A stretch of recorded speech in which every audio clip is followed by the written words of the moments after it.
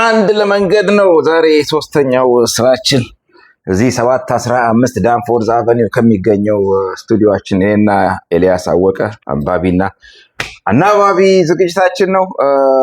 አለቃ መጽሐፋችን ጨርሰ አንድ ለመንገድ ለታሪክ ግብዓት አቶ ተክለማርያም መንግስቱ በ2009 ዓመተ ምህረት ነው የጻፈው ይሄን መጽሐፍ። በጣም ብዙ ኢንትረስቲንግ ነገር በነገራችን ላይ ረሳ የኔ ስራዬን ረሳ ኦኬ ይገባል እንደገና እንድትገቡ ኦኬ አንድ ለመንገድ ለታሪክ ግብዓት የተክለማርያም መንግስቱ 2009 ዓመተ ምህረት ነው ይሄ መጽሐፍ የተጻፈው። በጣም ብዙ ሌላ ቦታ ላይ ያልተነሱ የሚገራርሙ ታሪኮች አሉት። እንግዲህ የደቡብ ወሎ የመጨረሻ የኢሳፓ አንደኛ ጸሐፊ ነበሩ። ያሰብም በደርግ ሰዓት ያሰብ ራስ ገዝም አንደኛ ጸሐፊ ነበሩ።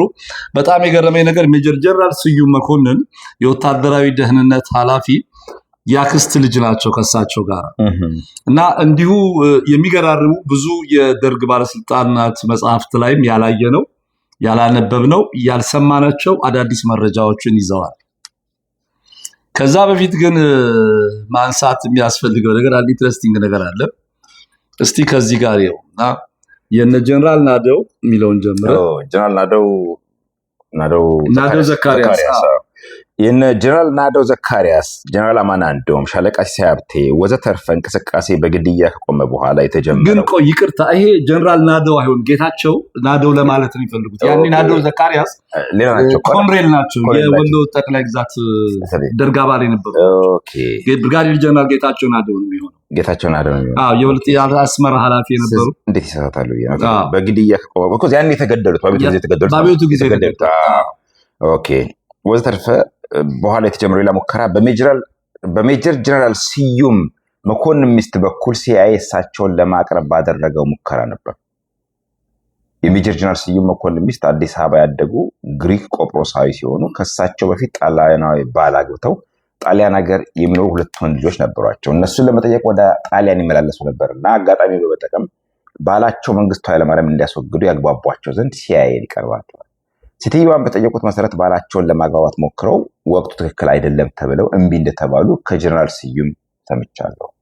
በጀነራል ስዩም እንዲመራ የታሰበው የሲአይኤ መፈንቅለ መንግስት እቅድም በዚህ ይከሽፋል። በእምቢታቸው የተበሳጨው ሲአይኤም በአንድ ጣሊያን ጋዜጣ ላይ የኢትዮጵያ የወደፊቱ ፕሬዝዳንት በሚል ርዕስ የጀነራል ስዩምን ፎቶግራፍ አግዝፎ በማተም ሊያስመታቸው ሞክሮ እንደነበረ እና ይህን ሲአይኤ ፈጥሮ ያሰራጨውን ወሬ አሳች መረጃ ኮሎኔል ተስፋዬ ወልደስላሴ ይዘው ለፕሬዝዳንት መንግስቱ እያቀረቡ የእርሶ ጠላት ማን እንደሆነ ፈረንጆቹም አረጋገጡ እያሉ ብዙ ጊዜ ሊያጠፋቸው ሲሸምቁ እንደኖሩ ጀነራል ስዩም አረጋግጠውልኛል። ለዚህም ይመስለኛል በመፈንቅለ መንግስቱ በተካሄደበት ዕለት ምስራቅ ጀርመን በጉብኝት ላይ የነበሩት ፕሬዝዳንት መንግስቱ እዚያ በነበረ ዲፕሎማት ከመኝታቸው ተቀስቅሰው ስለመፈንግስቱ ሲነገራቸው ያ ስዩም ነው ብለው ዲፕሎማቱ እንደነገረኝ ጮኸው የጠየቁት ኤግዛክትሊ። አሁን ይሄ ምንድነው? ጀነራል ስዩም መኮንን የወታደራዊ ደህንነት ኃላፊ ናቸው። ኮሎኔል ተስፋዬ ወልደስላሴ የሀገር ውስጥ ደህንነትና ጥበቃ ሚኒስትር ናቸው። አሁን ስትመለከት የሲአይኤ ብላክሜሊንግ ነው፣ ይሄ ስትራቴጂያቸው ነው። መፈንቅለ መንግስቱ እንዲያደርጉ ይጠየቃሉ። አይ ሲሉ ያው ጣሊያን ጋዜጣ ላይ ያወጡት። ብዙ ጊዜ እንግዲህ ብዙዎቻችን የጣሊያን ጋዜጣ የአውሮፓ ጋዜጣ የአውሮፓ ሚዲያ ይሄ በትግራይ ጦርነት ጊዜ አይተነዋል። ኢኮኖሚስት ጻፈ፣ ሮይተርስ ጻፈ፣ ሮይተርስ ተናገረ፣ ዴይሊ ቴሌግራፍ፣ ዘጋርዲያን ጻፈ በሚል ብዙ ነገሮች ሚስሊድ የሚያደርጉ ነገሮች ነበሩ። ሌላ ግን በጣም አንድ የሚገርም ነገር እንዲሁ ይሄ መፈንቅለ መንግስት በጣም ሁለቱንም ጊዜ ወታደሮቹ ያቀረቡት የሰሩት መፈንቅለ መንግስት በደንብ ያልታሰበ አርቆ ያላሰበ ብዙዎቹን ህይወት አነሳሳሪ ኮስት ያደረገ ነው። የ53ቱ መፈንቅለ መንግስት የሀገር ባለውለታን ራስ አበበ አረጋይን የመሳሰሉ ትልልቅ ሰዎች ያጠፋ ነው። ይሄም ደግሞ እንግዲህ በነ ጀነራል ፋንታ በላይ የታሰበው እንደዚሁ አይነት ነገር ነው። እስቲ እቺን እዚህ ድረስ ፕሬዚዳንት መንግስቱ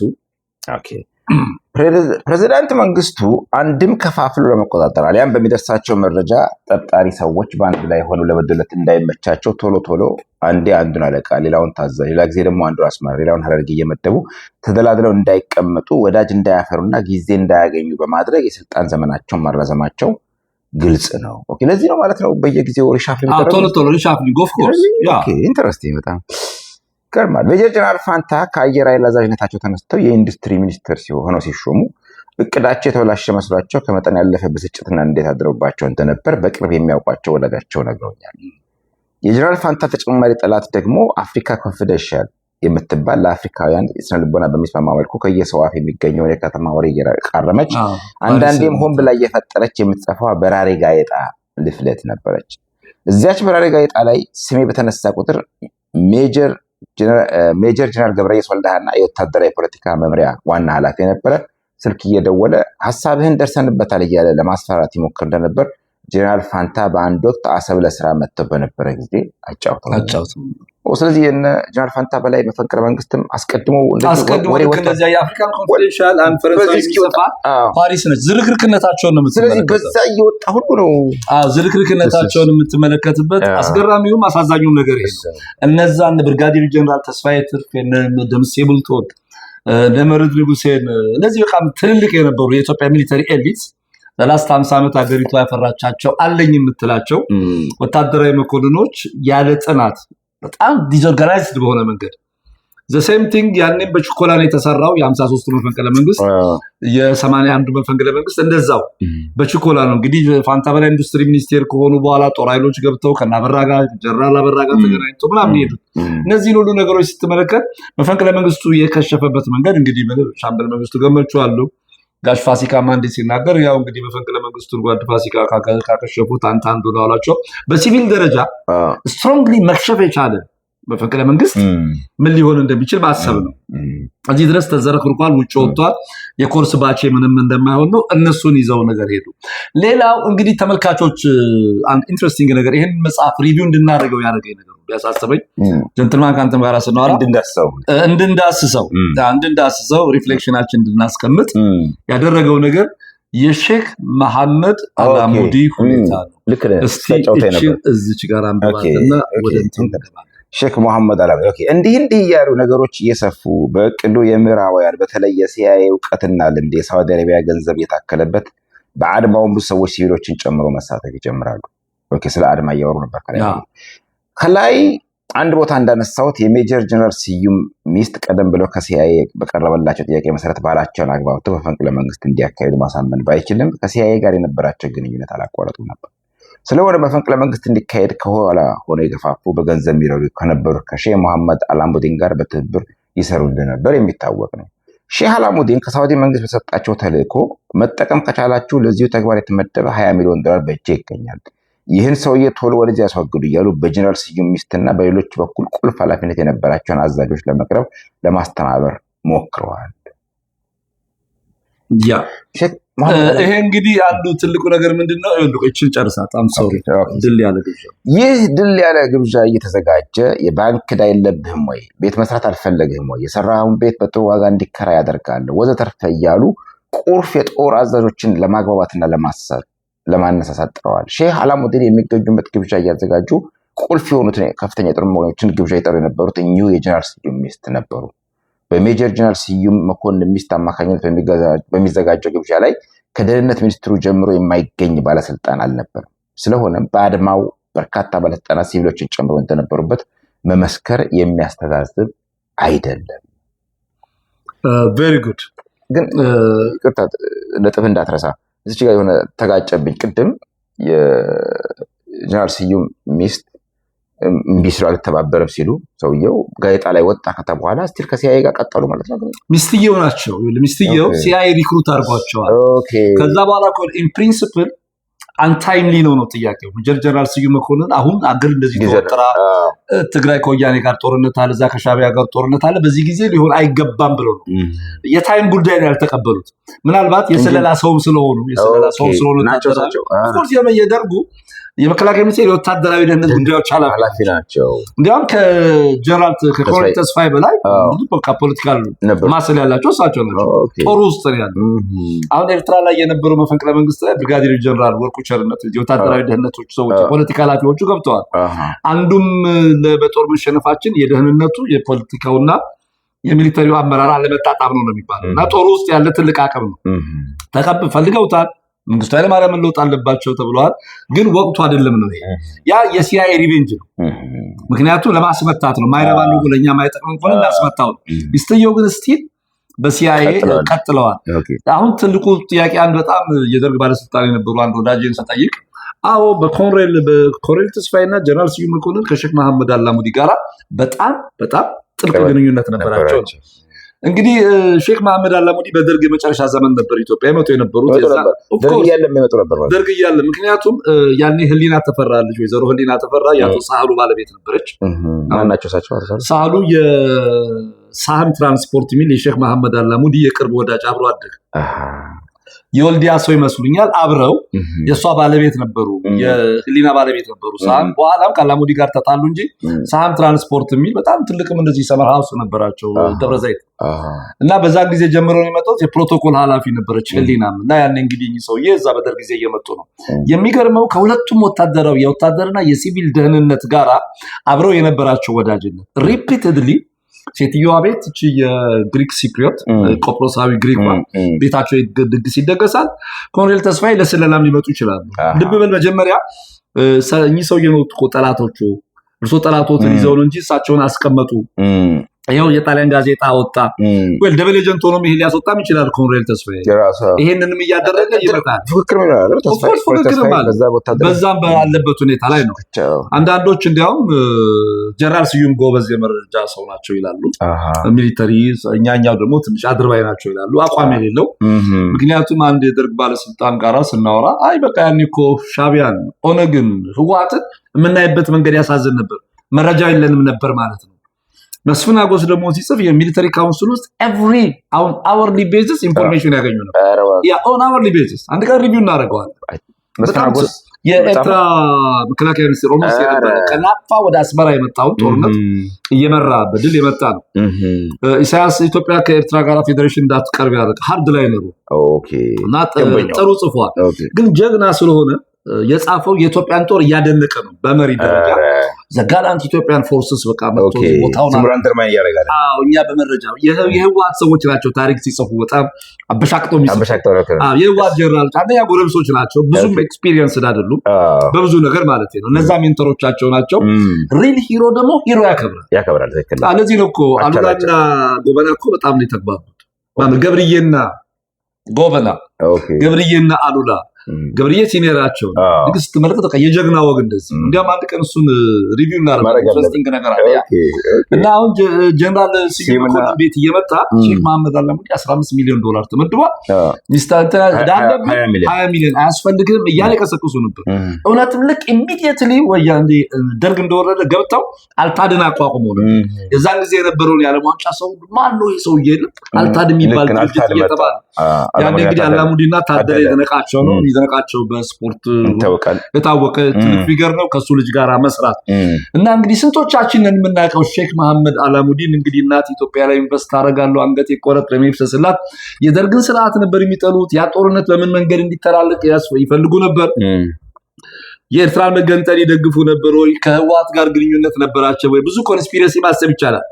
በኋላም እኮ የንብ አርማ አድርገው መጥቶ ነበር በነበረከትና መለስ ተቆጥኛሉ በጣም 97 በቃ ንብ አድርገው ነበር የመጡት እነ አርከበ እነ በረከት እነ ምናምን ያልደፈሩትን። ከዛ በኋላ ነው ትንሽ ብዙ ሰው ተቀየመ። ከዛ በኋላ ሰው ብዙ ቅር አለው። በዛ ንብ ነገር ነው ይዘው የመጡት። ኦፍኮርስ እንግዲህ ያንን ሁሉ ገንዘብ ኢንቨስት አድርገን አገር ውስጥ ለፕሮቴክሽን ካለው መንግስት ጋር መቀመጡ ፌር ነው ብለው አዘ ቢዝነስ ማለት ያስቡ ይችላሉ።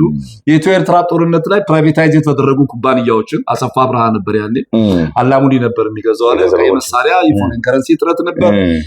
እነዚህ ሳንክሽኖቹን በሙሉ ከሱ ጋር ነው የሄዱት። ናገርህን አልማለኝ ነው የሚለው። ስለዚህ ካልኩሌት ያደርጉ ነበር። የሳውዲ መንግስት ለኢትዮጵያ ላይ እንግዲህ ያለው ይሄ ሂስቶሪካሊ የብዙ ነገር ወደ ጠላትነትም በሚል ባንመደበው ወደዛ ርቀት በማከል ብዙ ነገር አለ። እስኪ የአቶ ተክለማርያም መንግስቱ ይሄንን አባባል ሪፊዩት ሊያደርግ የሚችል ሌላ መረጃ ካለ በተለይ እንግዲህ በደርግ ጊዜ ደህንነት አገርና የሀገር ህዝብ ደህንነት ውስጥ የሚሰሩ ወታደራዊ ደህንነቶች ውስጥ ሲሰሩ የነበሩ ኦፍኮርስ ሚኒስትር ነው።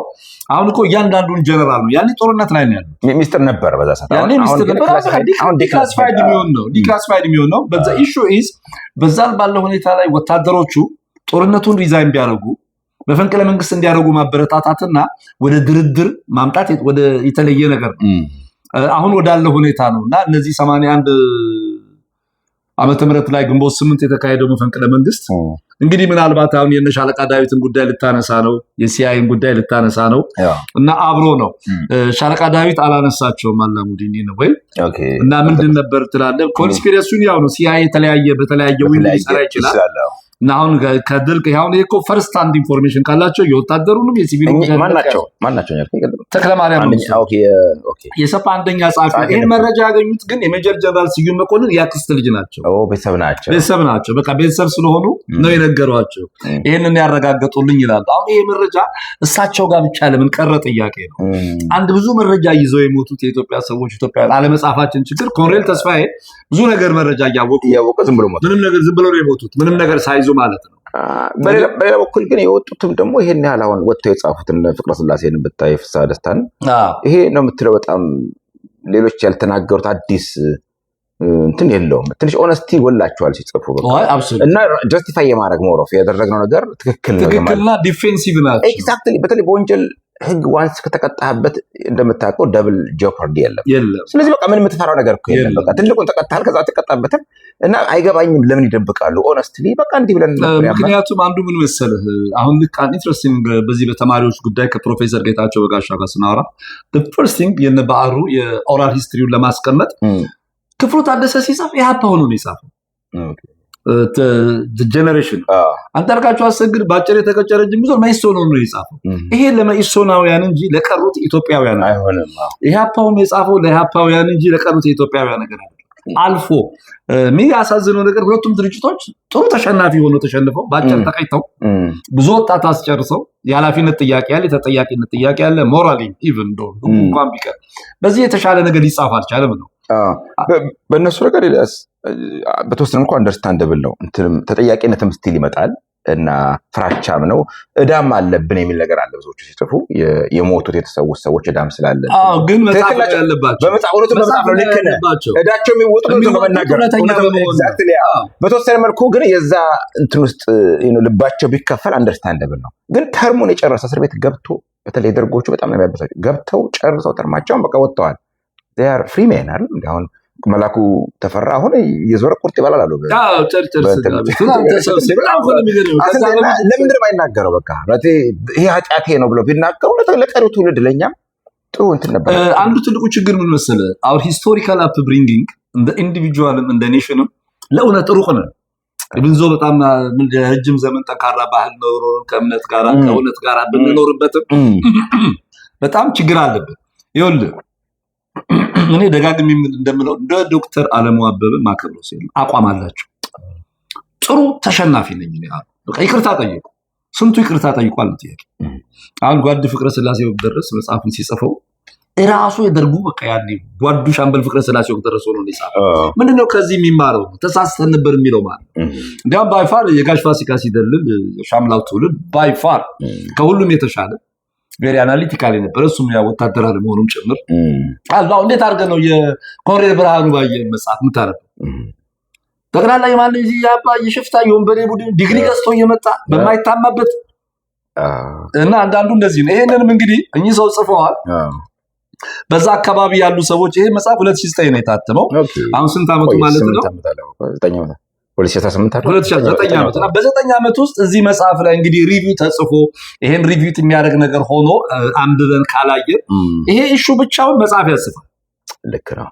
ሼክ አላሙዲን ሼክ መሐመድ አላሙዲን የመፈንቅለ መንግስቱ ሴራ በል ኤግዛክትሊ የሳውዲ አረቢያ መንግስት $20 ሚሊዮን እና የኢትዮጵያ መንግስት ለመጣል የተደረገ ሴራ ከጀነራል ስዩም መኮንን ሚስት ሰውየው ሞቷል። ጀነራል ስዩም እና የኚህ የግሪክ ቆጵሮሳዊት ኢትዮጵያ አዲስ አበባ ተወልደው ያደጉ ሴት ሚና ምን ነበር? እሳቸውስ ምን ብለዋል? ማን ነበር የተደረገው? የሚሉ ነገሮች ሁሉ ነገር ይሄ አንድ ሲንድረም አለ። ዶክተር ዳዊትን እየጠየኩት ነበር እንዴ ሲንድረም አለ ወይ የሆዲፍ ጆ ሲንድረም አለ ወይ? እና በጣም ሁሉ ሆዲፍ ጆ ነው የሚል የቱ ጋር ሆዲፍ ጆዋል ነገር የለም። እና ብታነቡት በጣም በጣም በጣም ጥሩ ነው። በሚቀጥለው ምን መጣበታለን። የሚገርመው አይነት ኤክሰለንት ዋር ሪፖርቲንግ ነው በእያንዳንዱ ነገር ቦታ ላይ። እንዲያውም ይሄን ከሚሞሪ ጽፈው ነው እንጂ ልክ 83 ዓመተ ምህረት ወያኔ ሲያስረኝ ከ67 ዓመተ ምህረት ጀምሮ ኢቨንቶች ይጽፍ ነበር ማስታወሻ። የብዙዎቹ በጦርነት ነው። ወያኔም አንዋጥም ሲያስራቸው መረጃ ማጥፋት አይደል አላማቸው፣ ሊያስቀምጡት ይገባ ነበር። ደርግ የሚያደርገው ነገር ይሄ ሉክ ህዋቶች ወደ ሜዳ ከመግባታቸው በፊት መረጃቸውን እያቃጠሉ እያጠፉ ደርግ እንዳይዘው አረጉ። ስልጣን ደግሞ ሲይዙ የነዚህ ሰዎች እኮ ዶክመንት ነበር። የነዚህ የጀነራሎቹ ማስታወሻ ደብተር የነምሴ ድብልቶ የጀነራል መርሉስ በቃ ለኢትዮጵያ ዋር ኮሌጅ ኢንፑት ሊሆን የሚችል ኢንፑት ሊሆን የሚችል አርካይቭ ሊቀመጥ ለኢንስቲትዩት ኦፍ ኢትዮጵያን ስተዲስ በተለይ ለዋር ኮሌጁ ኢምፖርታንት የነበረ ግብአት ግን አልሰሩበትም። እንዲያውም አንዴ ኢያሱ በርሄ አንድ ሁለት አዋለልኝ ይላል ማለት ነው። አበራዳሙ በለራሲያን ማህበር ፓርላማ ይገባው በጣም በአጋጣሚ መጥቶ ባህር ዳር ሲይዙ ዛሙላ ለማዳራሽ ጽሁፍ ይገኛል ነው። ከዛ ነው ሳይቃጠል ይቀር። ከዛ በኋላ በቃ እነሱ ያንን ያዙ ስሞታ ወዲ ሄደ ተባለ። ወደዛ በኋላ ይፈልጋል ኢያሱ በርሄ ተባለ። ያን ኢያሱ በርሄ ይፈልጋል ወያኔ ነው ማለት ነው። ምን ሊያደርገኝ ነው ነገር በጣም ፈርቼ ነበር። አግኙ ለክፉም አይደለም ነገር ተብሎ የሲኦል ፍቅር ነገር በሚል የጻፈውን መጽሐፍ ኢያሱን ያተረፈልኝና አግኝቼው ያሳተምኩት ብሎ አክኖሎጂ ነው።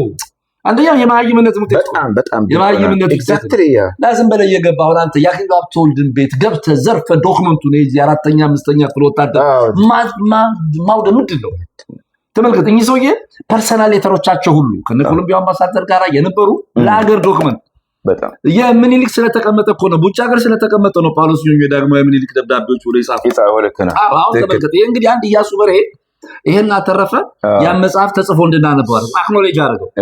ተመልከት በጣም ኖቨል የሆነ ያ ጽሁፍ ስለሚወድ አርቲስት ስለሆነ ስላነበው በቀጥታ ለመጣ ነው ያቃጥሉ ምንም ነገር ውድመት ነው። እኛ እኮ ከአሌክሳንድሪያው ላይብራሪ ውድመት በኋላ ትልቁ ውድመት የተደረገው በቀይ ሽብር ነው። ሁሉ ቀን አይ ብሌም ማይሶን ደርጎቹ አክቹአሊ እንዲህ አይነት አቅም የላቸው። አይ ማይሶን ተፈላጊ ነው። በቀይ ሽብር አሳሽ እሱ ነው። በየቤት እየገባ ቤተሰቦቻችን ደነበሩ የተቀመጡ ነገሮች እንዲጠፉ አረጉ። በኋላ እኮ ደርጎቹን ጓድሽ መልስ ማዘንጋ ምናምን የቀሩት አይ እሱ እኮ ዲሞክራሲ እንዲገባ አድርገዋል። አብዮታዊ ወጣት ይሄ የኢላማ ነገሮች አሁን ለጥናት ሰው ያየ ለበተጨት ለመስለም እንኳን የሚችለው ዶክመንት ተቀምጦለታል እና it's very good። አየ እንደ አገር ትሬዠሪ መሆኑን አለመገመት ተመይሶቹ ለማወቅስ ታዲያ ይገርታ መይሶን ነበር ኖ ለአሰሳ ሲሄዱ የሚገኙ ነገሮች በሙሉ እንዲጠፉ ያደረጉት እነሱ ናቸው። አሰሳው የመሳሪያ አሰሳ ብቻ የዶክመንት ማሰሳ ጭምር ሆነ። በሁለት መንገድ ነው። አንዱ ሰው እየደነገጠ ቤተሰብም ጭምር ይወል ቤተሰብም አራ ደግሞ አንድ ነገር ትልቁን አስረውብኛል ትንሹን ቢገሉብኝስ ብሎ አቃጠሉት because of the impact of ያሰሳው ነው አንዱ። ሁለተኛ ነገር በእያንዳንዱ ቦታዎች ላይ እነማ ቤት እንደሚሄዱ ያውቃሉ። በተለየ ሁኔታ እነማ ቤት ምን ዶክመንት ሊሆን ይችላል በሚል ነገር ትንሽ ኤልያስ ነጥብ ለማስቆጠር አይነት ነገር መሰለብህና ጥሩ አንተ እንደሱ ተርጉሞ it's okay አንተ እንደሱ ተርጉሞ ቀይ ሽብርን እኔ ሁሉ ጊዜ የምቃወመው ሰው ብቻ አይደለም የገደለው ታሪክ ገለዋል፣ መረጃ ገለዋል፣ ዶክመንት አጥፍቷል። አሜን ግን ያው ያፓዎቹም ይጠይቃል አሳሽ አልነበሩም እነሱ ተኳሽ ነበሩ። ኖ በቃ የተተዋወቁ ነው። አንዳንድ ቀን እንደ አንዳንድ ወጣቶች ለመይሶን ያለ ይሄ የምር ነው ማለት ነው። አይኔ ነው ያለ ዲታች የሆነ ባላንስ ለማድረግ ኢሶኪ እኔ አይ ኖ ኔጌቲቭ ባላንስ አታርጋ ኖ አይደለም እኔ አንተን ቻሌንጅ ለማድረግ ነው። ኢሶኪ ባይዘይ መይሶንና ኢሃፓ ምንም እኩል ነው ማቃቸው የተለየ እንትን የለኝም። እንደውም በሁለታ ኢሃፓዎች ባለሁለታ ነኝ ነው የሚባለው ሁለት አለብኝ። ስለዚህ እንትን ፌቨር ማድረግ ካለብኝ ወደ ኢሃፓ ነኝ። በነገራችን በሱሴንስ አይደለም ሁሉ ነገር በሱሴንስ ሳይሆን መይሶች በጣም አይ ብሌም ደም ብለህ ስትል ዝም ብዬ ባዳምጥ ተመልካች ራሱ ይወቅሰኛል። ነው ግን የኔ አፕሮች ማለት ነው ለመይሶን ካለ ፍቅር አይደለም ነው 100% ፒሪየድ። አይ አንዱ ነገር ምን መሰለ ብዙ ጊዜ ጥሩ ዲስከሽን ስላልተደረገበት ብዙ ጽሁፍ ስላልተጻፈበት በጥናትም ብዙ ነገር ስላልቀረበበት ነው እንጂ ቀይ ሽብር ፈርጀ ብዙ በቃ መልታ የሆነ በጣም ኦል ራውንድ የሆነ አይ ቲንክ ዴንጀረስ የሆነ ሲቹዌሽን አድርጎ ሄደ ነው። ባላንስ ቢሆን ግን ጥሩ ነው። ሌላ ደግሞ ባንተ ሳይድ በተቃራኒ ሳይድ ያለው ሌላ ይችላል። ለምሳሌ አሁን እንዲህ አድማጭ የምንከራከርበት ሰው ብትጋብዝ ለምሳሌ እዚህ ሀገር አሁን የሜሶን ሰው ለታ እንደሱ ብናነሳው አደርዋይዝ ግን አንተ የሆነ ነገር ደብድበ ዝም ብዬ ብሄድ ነው ትንሽ ደግሞ እነዛ አይ ሶራ ቻሌንጅ አድርገኝ ይቻላል እኮ ቻሌንጅ አድርገኝ ያርሞ ሶራ ለምን ቀር ይለኝ ቻሌንጅ አድርገኝ አሁን እኮ በእንትን ይዘው አንድ ለመንገድ ታሪክ ግባት የተክለ ማርያም መንግስቱ መጽሐፍ ነው። በሚቀጥለው እንሄድበታለን። ይሄ በጣም ኢምፖርታንት ነው ኦፍ ኮርስ። ለምን መሰለ ወደ ደሴ ያን ጀነራል መማከር ማረክ ጀምሮ ደሴ አካባቢ ደቡብ ወሎ ላይና አሰብ ላይ የተደረገው ነገር አለ። ሂስቶሪካል ዶክመንት ነው። አሁን ደግሞ ዘ ታይም አሰባዊነት በጣም የበረታበት ዘመን አለ። በአሰብ ጉዳይ ላይ የአሰብ አንደኛ ጸሐፊ ነበር። ከደንበኞች አታቀያይም እንግዲህ 50% ክላይንቶቼ ያው ኤርትራውያን ናቸው። ስለዚህ ወደ በላበት ወሰድከው። መልካም ዊኬንድ ይሁንላችሁ በያላችሁበት። ግን አንድ ነገር ያሳው አሁን ይሄንን ጉዳይ ከታሪክ ነው እንጂ ያነሳ ነው የሚድሮክ ባለቤትና ሊቀመንበር ሼክ መሐመድ አላሙዲ ከመንግስት ቀጥሎ ሁለተኛ ትልቅ ቀጣሪ ናቸው። ያላቸውን ሮል ዲሚኒሽ ለማድረግ ያለውን ሁኔታ ነገር ለማድረግ ሳይሆን ታሪክ ነው። መቼስ ታሪክ ማንም ታሪክ አለው። ፖለቲካል አስፔክቱን ለመገምገም ሌሎችም ኢኮኖሚክ ኢንትረስትን ቢኖራቸው ኢትዮጵያ ውስጥ መጥተው ኢንቨስትመንት የሚያደርጉም ከሆነ እንደ ደርግ አይነት ሶሻሊዝም ቅይጥ ኢኮኖሚ በተባለ ጊዜ ምንም ነገር ውስጥ አልገቡ ህወሓት እስኪወርድ ድረስ ነበሩና ይሄ ከእናት ሀገር ፍቅራቸው ደርግን ከመጣል አኳያ ነው፣ ከቢዝነስ ኢንትረስት ነው። ምን ይመስላል ሌላ የአረቦቹ ተልእኮ አለ። ፖለቲካዊ እንደተባለው ኢትዮጵያን አፍኖ አንቆ ግማሽ ኢትዮጵያዊና ሀፍ ሳውዲ በመሆናቸው ተመርጠዋል በሁለቱም በኩል። እኚህ ሰውዬ የሌሊት ወፍ ሮል ነበራቸው ወይ? ጥርስም አለኝ ክንፍም አለኝ ወፍም አይጥምነኝ ብለው ተጫውተዋል ምናምን የሚለውን እንግዲህ ለታሪክ ለማለት ያህል ነው። በያላችሁበት በድጋሚ መልካም ዊኬንድ ይሁንላችሁ።